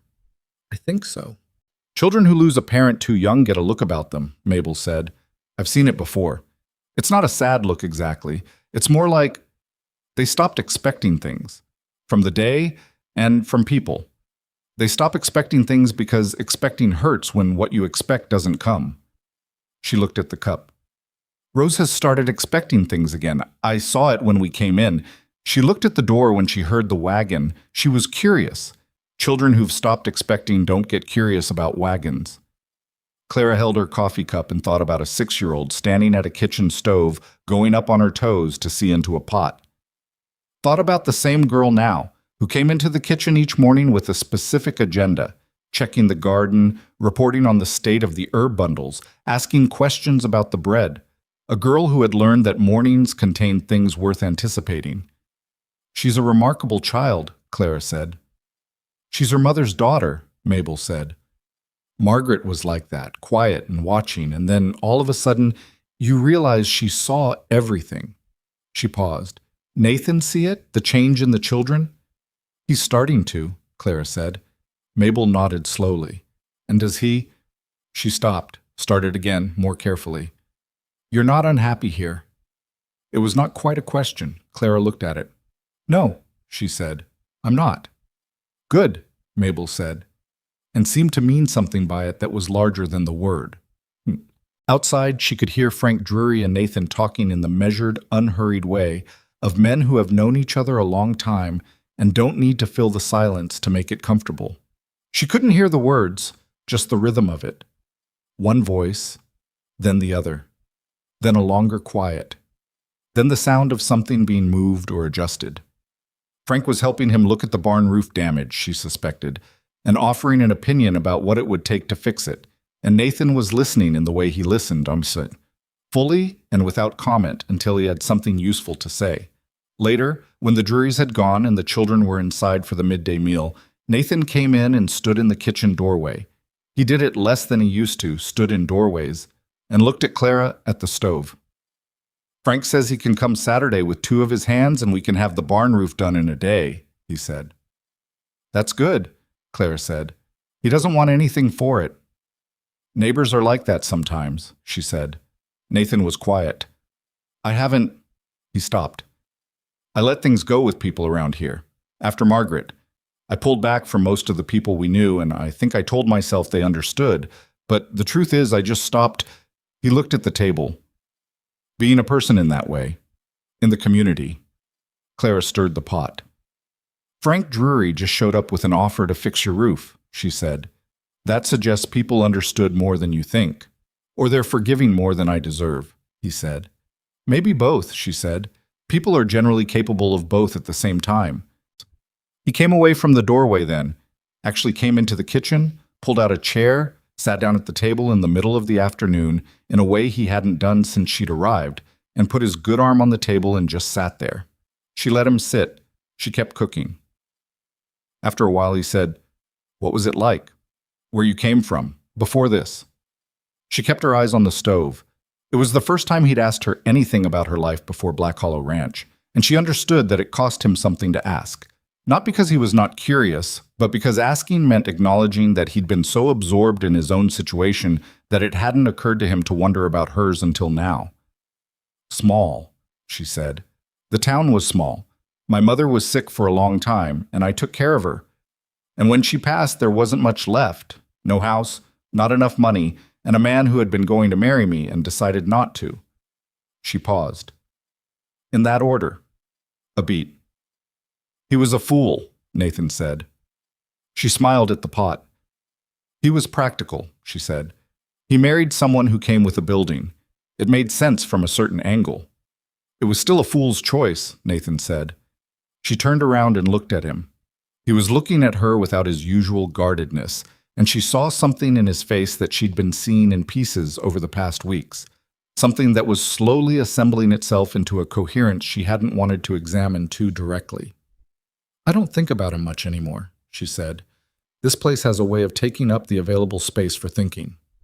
Is that a complaint? No, she said. It isn't. He held her gaze for a moment and then looked down at the table, and she turned back to the stove, and the kitchen was quiet around them with the particular quality of a quiet that is full rather than empty. The arm came out of the splint on a Tuesday morning 6 weeks after the storm. Clara removed it herself, Nathan sitting at the kitchen table with the patience of a man who had been waiting for this specific Tuesday for 6 weeks and was not going to ruin it by being impatient in the final minutes. She unwrapped it carefully, checking the alignment, pressing gently along the bone with her fingertips the way she'd learned to do. It had set clean. She didn't say this out loud, didn't want to jinx it, which was not a logical position but was a human one. She just kept working, and when she was done and his arm was free of the splint for the first time in 6 weeks, she said, "Move your fingers." He moved them. "Make a fist." He did slowly, and his jaw tightened at the effort, but the fingers worked and the structure held. "It's going to be weak for a while," she said. "You'll need to work it back gradually. No fence posts for another 2 weeks at minimum." 2 weeks, he said, like he was negotiating. "At minimum," she repeated. He looked at his hand, opened it, closed it. There was something on his face that was private, and she didn't intrude on it. the expression of a man reuniting with a piece of himself that had been temporarily unavailable. "Clara," he said. "I want to ask you something, and I need you to answer honestly." She put the splint materials away in her kit. "I generally answer honestly," she said. "Are you staying?" She stopped, turned around. He was looking at her directly, no guardedness at all, which was so unusual on his face that it took her a moment to calibrate to it. "Not the way I asked before," he said. "Not, are you going to leave tomorrow? I mean," he looked at his hand again. "I mean, are you staying? In the way that means this is where you are." Clara stood across the kitchen from him and looked at the man who had brought her here under partially false pretenses, who stood in doorways, who had 5 children, and a broken arm that was now healing, and a roof that still needed work, and an oldest son who was finally coming back to the table, and a little girl who now checked the garden every morning, and a set of twins who conducted chemistry experiments with baking supplies, and a 4-year-old who had started sleeping through the night and occasionally appeared at breakfast with full sentences about his dreams. "I'm staying," she said. Not because he'd asked, not because the children needed her, though they did. Not because she had nowhere else to go, because that had stopped being true somewhere around the 3rd week, when she'd understood that she could make a life elsewhere if she needed to, but had also understood that elsewhere was not what she wanted. "All right," he said. His voice was quiet and serious, and that was all he said, and she turned back to putting her kit away, and that was that. And also nothing about it was that simple, and both of them understood this without discussing it. Summer came to Black Hollow Ranch with the full commitment of a Texas summer, which meant it came hard and bright and without apology. The garden that Clara had been coaxing back to life since March produced beans in July. Not a great quantity, not enough to put up for winter yet, but real beans from real plants, firm and green, the first harvest from beds that had been dead ground when she arrived. Rose discovered them. She came running to the kitchen from the garden on a Thursday afternoon with her skirt hiked up and 6 green beans in her hand and an expression on her face that Clara would remember for years after. Pure, uncomplicated delight, the kind that children have before they learn to qualify it. "They came," Rose said. "They came," Clara agreed. "I told Noah they would," Rose said. "He didn't believe me." "Where's Noah?" "Behind me," Rose said. And indeed, through the kitchen window, Clara could see Noah making his way across the yard at the particular pace of a 4-year-old who is hurrying as fast as hurrying is physically available to him, which is not very fast but is extremely sincere. He arrived at the kitchen door breathing hard and looked at the beans in Rose's hand with the expression of a scientist revising a hypothesis. "They did come," he said. "I know," Rose said. "I thought they wouldn't." "I know you did." He considered the beans with great seriousness. "Can we eat them tonight?" "That's up to Clara," Rose said, looking at her. "Yes," Clara said. "We can eat them tonight."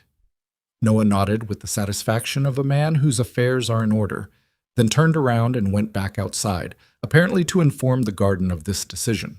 That evening at dinner, the beans were on the table. Not many, just enough for each person to have a taste. And Nathan looked at them and then at Clara with a question in his expression. "From the garden," she said. "The garden's producing," he said. Not a question, just saying it aloud the way you say something when you need to hear it to believe it. "The garden's producing," she confirmed. He looked at his plate, and something in him was quiet for a moment, and the table was full of children eating and talking, and Cole arguing with Caleb about whether beans tasted better boiled or fried, which was a debate with no correct answer but vigorous positions on both sides, and Elias telling them both they were wrong with the certainty of a 16-year-old who has identified the correct position on beans, and Rose eating her portion with precise small bites, and Noah examining each bean before eating it as if conducting a final inspection. "Margaret tried 3 times to get that garden going," Nathan said. Low. Not to anyone in particular. The table didn't quiet down. The children kept talking. Clara looked at her plate. "It just needed more time," she said. He didn't answer, but he ate the beans. He could. In August, Mabel Drury organized what she called a neighborly supper, which was a phrase she used in the way certain women use certain phrases, as a small, polite container for a thing that is actually larger than it appears. She invited 6 families from within a 10-mile radius, which in Hays County was approximately the full extent of the accessible social universe, and she told Nathan about it in the particular way she told Nathan things, which brooked no argument. "You're coming," she said, "and you're bringing the children, and Clara. Mabel, Nathan Callahan, Frank and I fixed your barn roof in a day, and neither of us said a word about payment. You're coming to supper." He came to supper. Clara helped Mabel in the kitchen for 2 hours before the guests arrived, which was at its own education in the social architecture of this particular stretch of Texas. Who was on speaking terms with whom, which families had children near the ages of Nathan's, which of the men Nathan had known before his self-imposed withdrawal, and which were new since then. Mabel communicated all of this in the natural, efficient way of a woman who has kept track of her community for 40 years, not as gossip, but as map. "The Hendersons," Mabel said, cutting pie with the same directness she brought to everything. "Jim Henderson is a fair man. He and Nathan used to ride together when they were younger.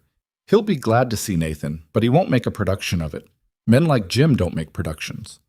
"And the woman he's with," Clara said, "his wife Eleanor. She's from Arkansas originally. She lost her first husband too, though that was before she came here. She knows what Nathan's carrying. She won't treat him like he's made of something breakable." Clara filed this away. The evening itself went the way such evenings go. Not smoothly, because smoothly was not available, but genuinely. Nathan was stiff at first, in the way of a man who has been out of the habit of other people for a long time and finds the machinery a little slow to start. But Jim Henderson came over within the first 20 minutes with 2 cups of something and the comfortable manner of a man resuming a conversation that had been merely paused rather than ended. And slowly, over the course of the evening, Clara watched Nathan's shoulders come down from where they'd been for months. The children were a revelation. She hadn't fully seen it before, seen them only in the context of the ranch, where she knew their every habit and deficit.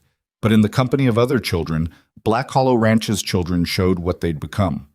The twins were enthusiastic and quick-talking and immediately made confederates of every other boy within their age range. Rose was quiet at first, and then discovered a girl named Lucy Henderson who was exactly her age and had a large vocabulary and strong opinions about flowers, and the two of them were inseparable within an hour. Noah fell asleep against Clara's side after the first hour and a half, which was the expected outcome, and she held him without thinking much about it. Elias sat with the men. Not entirely. He was still 16 and he knew it, and the men knew it, but he was included in the way you include a young man who has been doing a man's work. And Jim Henderson asked him something about the ranch's south fence situation, with the same tone he'd have used with Nathan, and Elias answered with the same tone back, and Nathan, across the fire, watched his son and said nothing, and had an expression on his face that Clara saw only for a moment before he looked away. On the ride home, the younger children were asleep in the back of the wagon. Noah boneless and complete, Rose curled with her knees up, the twins somehow managing to sleep while maintaining their argument in mumbled fragments. Elias sat in the back with them, not sleeping, looking at the night sky. Nathan drove. Clara sat beside him on the wagon seat. The night was enormous around them, and the stars were doing what stars do in Texas in August, which is everything. "You all right?" she said after a while. "Yes," he said. A little further on, he said, "It wasn't as hard as I thought it would be." "It rarely is," she said. "I kept telling myself people would—" He paused. "I'm not sure what I thought they'd do. Look at me a certain way. The way people look at you when you failed at something they can all see. Did anyone look at you that way tonight?" He was quiet. "No? People generally don't," she said. "The looking a certain way, that's mostly us. What we expect to see from the outside looking in at our own situation." He considered this. The horses walked on. The wagon moved through the dark, its lantern a small moving point of light in the large, quiet night. "Is that from experience?" he said. "Everything I know is from experience," she said. "I don't know any other way." He was quiet again, and then he said, with care, "Tell me about Ohio. Not the facts of it. Tell me what it felt like." She looked at the road ahead of them. It was an unexpected question from a man who rarely asked unexpected questions, and she answered it honestly, the way she'd answered everything since the first week. Not because honesty was easy, but because the alternative had costs she wasn't willing to pay. She told him about Millhaven, about the particular smallness of a life that has been arranged around other people's needs for so long that you stop being sure what yours are, about the store and the customers, and the way she'd learned to make herself useful and unobtrusive because useful and unobtrusive was what was required, about her mother, who was not a simple person and not an easy person to care for, but who had been her mother, and whose absence had left a hole with ragged edges that she still sometimes stepped around without thinking. And about Daniel Holt, briefly, without drama, a man who had offered her a future and then taken it back, which had felt like the end of something and had turned out to be the beginning of something else she hadn't seen coming. "I'm glad he did," Nathan said. "Take it back." She looked at him. "Because otherwise you wouldn't have been on that train," he said. He kept his eyes on the road. "And you wouldn't have answered the advertisement, and we would have—" He stopped. "The children would have—" "Nathan," she said gently. He stopped. "I know," she said. He nodded, once, at the road. In the back of the wagon, Caleb mumbled something at Cole, who mumbled back, and Rose shifted in her sleep, and one of her hands fell open on the wagon bed, palm up, small and trusting in the dark. Nathan reached across the wagon seat without looking away from the road, and his hand found Clara's in the dark, and he held it with the particular care of a man who is picking up something he's been afraid to pick up in case it breaks or disappears. And she let him, and neither of them said anything for the rest of the ride home. The ranch came into view around the bend in the road, the way it always did. No fanfare. Just there. The familiar shape of the buildings against the night sky. The porch with its repaired board. The windows Nathan had re-caulked in late June. The barn Frank Drury had helped fix. The kitchen garden that was growing beans. Clara looked at it as they pulled up, and for the first time since she'd arrived, it didn't look like a place she'd found herself in by necessity. It looked like somewhere she'd come home to. She didn't say this. Some things you keep inside until you're sure of them, and she was not yet entirely sure, and sureness, like gardens, takes its own time. But she looked at it, and she felt it, and it was real. The hand-holding on the wagon ride home was not mentioned the next morning. This was, Clara had come to understand, exactly how Nathan Callahan operated. He did not discuss things he had done before he was ready to discuss them. He acted, and then he let the action exist in the world without immediately putting words around it. And if you tried to put words around it for him before he was ready, he would become very interested in something happening in the middle distance until the conversational moment passed. She was learning to work with this rather than against it. What she noticed instead was that he came to breakfast the next morning and sat down at the table and said good morning to each of the children by name, in order, starting with Elias and ending with Noah. And it was such a small thing that none of the children appeared to consciously register it, but the twins sat up a little straighter and Rose handed him the bread plate before he'd reached for it, and Noah said, "Morning, Papa," around a mouthful of oatmeal with the completeness of a child who has no reason to think this is unusual. Clara poured his coffee and said nothing. September came in cooler than August, which in Texas means it was still warm but no longer actively hostile, and the ranch moved into the rhythms of early fall with the particular purposefulness of a working property that knows winter is coming and has a list. The cattle needed sorting before the sale. The root vegetables needed harvesting. The firewood situation, always the firewood situation, needed addressing with more urgency now that the nights were dropping. Elias threw himself into the fall work with an energy that was different from the mechanical industry he'd shown when Clara first arrived. That early effort had been the labor of a boy doing what needed doing because no one else was doing it, joyless and relentless. This was something else. He worked now with the focused engagement of a young man who had remembered why the work mattered, and sometimes, not always, not even often, but sometimes, Nathan worked alongside him, and on those days Clara could hear them talking out in the yard or the barn.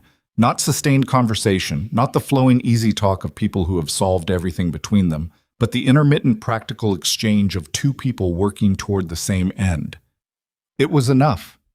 Enough was not everything, but it was more than nothing, and more than nothing was what this family had been surviving on for a long time. The conversation she'd been not quite having with Nathan since the night of the wagon ride finally happened on a Saturday in late September, and it happened, characteristically, sideways. She was in the garden. The garden was still producing, barely, the last of the season wringing itself out before the cold came. and she heard him come around the side of the house and stop. She didn't look up. She'd learned that looking up immediately sometimes made him recalculate whatever he'd come to say, so she kept working and let him find his own way into it. He stood there for a moment. Then he sat down on the low stone edge of the bed she'd rebuilt in June, which put him at her level while she was working, and he held something out. She sat back and looked at it. It was a small carving, a bird, not precise enough to be any particular species, but bird-shaped in a way that was clearly intentional, with small wings half folded and its head slightly tilted. It had been made from a piece of the pale Texas mesquite wood and sanded smooth, not a masterwork. The wings were uneven, and one side of the tail was a little thick, but it had been made with care, which was visible in the places where the work had been most careful and the places where the maker had known it wasn't quite right and had kept going anyway. "You made this," she said. "I used to carve," he said. "Before." He paused. "I found the tools last week in the back of the barn." She took it from him. It was small enough to fit in her palm. She turned it over, feeling the smoothness of the wood, the slight imperfections of the wings. "It's the bird that comes to the garden," he said. "The brown one. Rose named it. I can't remember what she—" "Henry," Clara said. "Henry," he said, and something moved across his face. "She named a wild bird Henry." "She named everything," Clara said. "The bean plants had names for about a week in July until the names got too hard to remember." He was almost smiling. Almost. "I wanted to give you something," he said, "that came from— I wanted it to mean something specific, not just a thing I purchased." Clara looked at the small carved bird in her hand.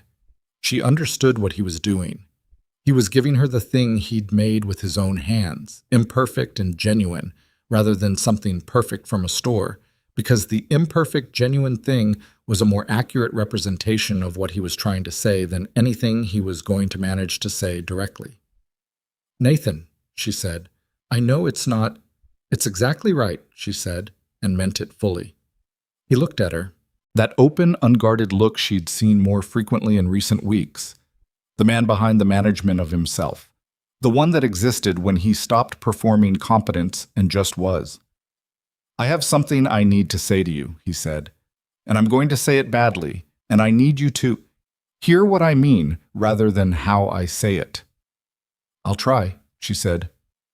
"You came here and I wasn't honest with you," he said, "and you stayed anyway, and I don't know what I—" He looked at his hands, the right one, the one that had been broken, flexed slowly. "I was so far down inside my own grief that I stopped being able to see what was right in front of me. The children, what they needed, what I was not giving them." He looked up. "What I was not giving anyone." "You were doing what you could," she said. "That's a kind way to say I was barely doing anything that mattered," he said. And she didn't argue with him, because it was true and he knew it was true, and telling him otherwise would have been the wrong kind of comfort. "You came back," she said instead. "That's the thing about barely doing anything. It's not permanent. If you want to come back from it, you can." "You made it possible to come back," he said. "That's what I can't just let that sit there without saying it directly. You walked into this house and it was falling apart in every way a house can fall apart that isn't the physical structure, and you didn't leave. And I need you to know that I understand what that cost you, what it required. And I need you to know that He stopped. Started again. "I don't want you to stay because you work here. I want you to stay because—" He stopped again. "Nathan," she said quietly. "Because I love you," he said. Fast, like he'd been holding it and it had finally gotten past the gate. "That's what I need to say. I love you, and the children, they chose you. Rose chose you the second week, I think, and the rest of them followed her because Rose has always known things first in this family. And I need you to know that what I'm asking I'm not asking you to be a housekeeper who stays. I'm asking you to be here, as yourself, as the person you are, as—" He ran out of words, which was an honest outcome. Clara sat in the garden with the small carved bird in her hands and looked at the man across from her, who was not a smooth man or an easy man, who stood in doorways when he wasn't sure of his welcome and drove himself too hard and had spent 14 months burying his children in a grief he couldn't acknowledge, who had taken a broken arm and sat still with it longer than she'd expected because she'd told him to, who had found his carving tools in the back of the barn and made her a bird named Henry with uneven wings. She thought about the morning she'd arrived at Borden Station with her one suitcase and the particular hollowness of a life that had cleared itself out. She thought about the advertisement she'd cut from the newspaper with her mother's sewing scissors. She thought about a little girl against a wall with her arms wrapped around herself, watching, waiting, hoping for something she couldn't name. She thought about what she'd believed that whole first week, about why she was staying. Not for him, she'd told herself. For the children. Both were true, she understood now. They'd been both true from the beginning. She just hadn't been ready to see the second part of it. "I'm not going anywhere," she said. He looked at her. "I haven't been going anywhere for months," she said. "You're a little slow to catch up." Something broke open in his face. Not dramatically, not with the force of something shattering, but with the quiet of something that had been held closed a long time being allowed, finally, to open. He reached across the garden bed, and she put her hand in his, the hand that was still building back its strength, and he held it the way he'd held it on the wagon seat in the dark, with that careful and complete attention. "I'll ask you properly," he said. I want to do it right." "You're doing all right so far," she said. He shook his head almost to himself. "You deserve more than all right." "I'll let you know when all right isn't enough," she said. "Until then, all right is fine." He looked at her for another moment, and then he did something she hadn't seen him do in the entire time she'd been at Black Hollow Ranch. He laughed, not a polite laugh, not the controlled breath of a man acknowledging that something is mildly amusing. A real one, quiet and surprised, and slightly rueful. The laugh of a man who has just recognized himself in something. She held on to that sound. It was worth holding. He asked her properly 3 weeks later on a Sunday evening after the children were in bed. He came to find her in the kitchen where she was going through the winter stores, and he had clearly prepared something to say, and then equally clearly abandoned the prepared thing when she looked at him, and said instead very simply, "Marry me, Clara. Stay here and be my wife, and let me try to deserve that for the rest of my life." It was not a perfect proposal. He was standing in the kitchen doorway, and he was holding his hat, and his voice was level in that way that cost him something. "Yes," she said. "I will." He let out a breath that she suspected he'd been holding for 3 weeks. "All right," he said. "All right," she agreed. He came into the kitchen, all the way into it, no doorway, and she thought he might say something else, but instead he put his hands on either side of her face with great care, like the bird he'd carved, careful where he'd been unsure but fully committed to the gesture. And he kissed her once, briefly, and then pressed his forehead against hers and stood there in the kitchen with the winter stores around them and the house quiet above them. "I'll do better," he said, into the small space between them. "You're already doing better," she said. "More than better," he said. "All right," she said. "More than better." The children found out the next morning. Clara had expected this to be a complex procedure. She had underestimated the twins. Nathan told them at breakfast, which was either brave or optimistic, and before he'd fully finished the sentence, Cole said, "We know," and Caleb said, "We've known for a while," and Cole said, "Since the wagon ride from the Drurys," and Caleb said, "Actually, I knew before that," and Cole said, "You did not," and Elias said, from the far end of the table, "Both of you be quiet," which they were, for approximately 4 seconds. Rose looked at Clara across the table with her dark, knowing eyes. "Are you going to be our mother?" she said. The table went quiet. Clara looked at Rose, who was 6 years old and had understood from the beginning that some questions needed to be asked plainly because they were too important for indirection. "I can't be the mother you had," Clara said. "That's not something I can give you, but I can be here, every day, for all of you, if you'll have me." Rose was quiet for a moment, considering this with the full gravity she brought to all important things. "I'll have you," she said. Noah, who had been eating his oatmeal with his usual focused attention, looked up. Me too, he said, and went back to his oatmeal. Cole said obviously, and Caleb said obviously at the same time, which happened often enough that no one remarked on it. Elias said nothing. Clara looked at him at the far end of the table, and he was looking at his plate, and there was something working in his face that was private and large. Then he looked up and met her eyes. She would have liked you, he said. The same words he'd said to the road on the wagon ride from Borden Station 7 months ago, but different now, said directly to her face in front of his family. Clara held his gaze. I hope so, she said. I hope I'm someone she would have liked. Elias nodded once and looked back at his plate and picked up his fork, and that was Elias's version of everything he needed to say. They were married in December at the Drury farm because Mabel Drury had strong opinions about where things should happen and the conviction to act on them. It was a small gathering, the 6 families from the supper in August, Frank and Mabel, Jim Henderson and Eleanor, a few others. Elias stood with Nathan. Rose and Noah stood with Clara. The twins stood with everyone and no one and moved around during the proceedings in ways that were characteristic and only slightly disruptive. Clara wore the blue dress she'd made from calico she ordered in October. Not a wedding dress, not formal, just the best version of a practical dress, which was accurate to who she was. Nathan wore his good jacket, which fit him well, and which she suspected Elias had pressed the night before, though neither of them mentioned this. Mabel cried.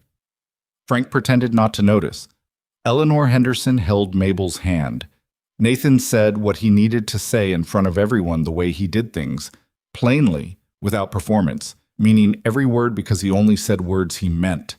Clara said what she needed to say, and what she said was true. The ride back to Black Hollow Ranch that evening was different from every other ride she'd taken down that road. The children were with the Drurys for the night, Mabel's arrangement characteristically decisive, and it was only Nathan and Clara in the wagon. And the winter night was cold and clear above them, and the stars were doing what Texas stars do.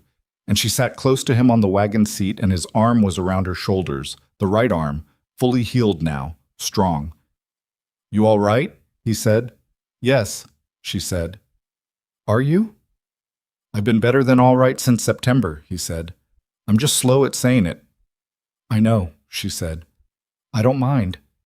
The ranch appeared ahead of them, and she looked at it the way she'd looked at it from the wagon seat in August, that first time she'd felt something she could only call coming home. It looked the same. It was the same. But she was different in it than she'd been, and it was different around her, and those two things together made a third thing that had no single word in any language she knew. I want to do something in the spring, she said. What's that? I want to replant the section of garden on the east side, the part that's still too compacted to produce. I think if we work it through the winter, not forcing it, just turning it over when the ground allows, by spring it'll be ready. He was quiet for a moment, listening to her the way he listened to things that mattered. All right, he said, we'll work it together. She leaned against him on the wagon seat. The horses knew the way home. But here is what Clara Whitmore learned in the year she came to Black Hollow Ranch, which is something she might have told you herself if you'd asked her in the right quiet moment when the children were settled and the fire was going and the kitchen smelled of whatever she'd been making that evening. She learned that arrival is not the same as belonging. You can arrive somewhere in a single day, on a train, with one suitcase and a newspaper clipping, but belonging is slower than that.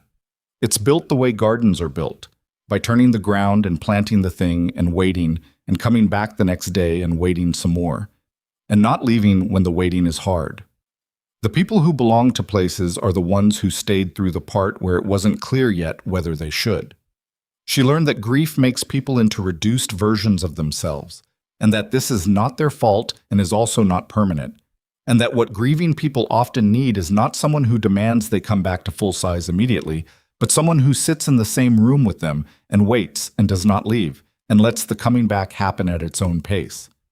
She learned that children are more resilient than the worst thing that has happened to them, but that resilience is not the same as being fine, and that the difference matters, and that what looks like a child who is fine is sometimes a child who has simply gotten very good at hoping quietly in very small ways.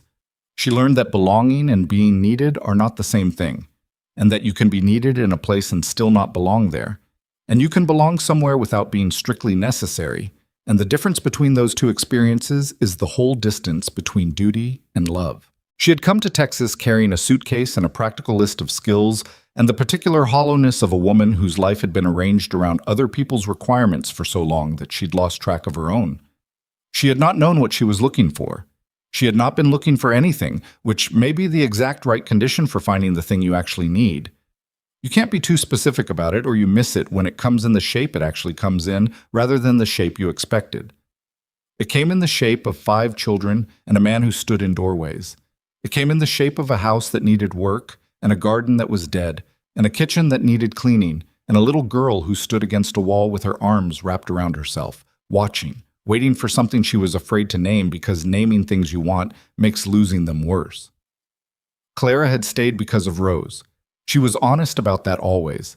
That had been the first reason, and it had been enough reason for the first weeks, and then other reasons had accumulated the way good things accumulate, quietly, one at a time, each one real enough to matter, until one day she'd looked around and understood that she was not staying for any one reason anymore, but for all of them together, which is a different thing entirely.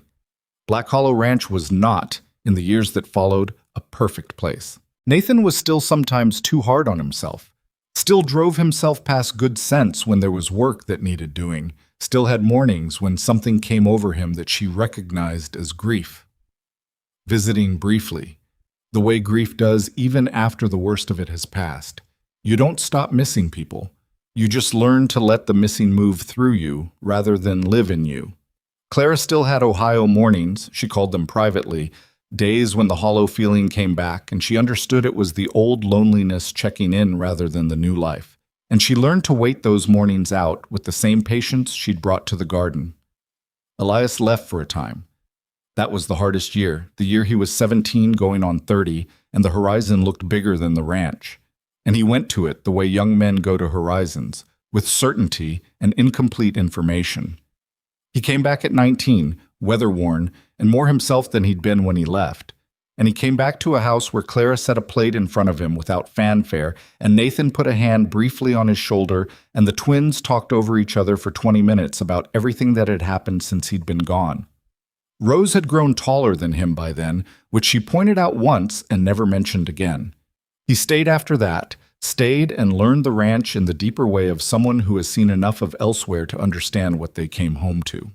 The twins were, for the rest of their lives, a matched set of productive chaos, which is what they'd been from the beginning and what they remained.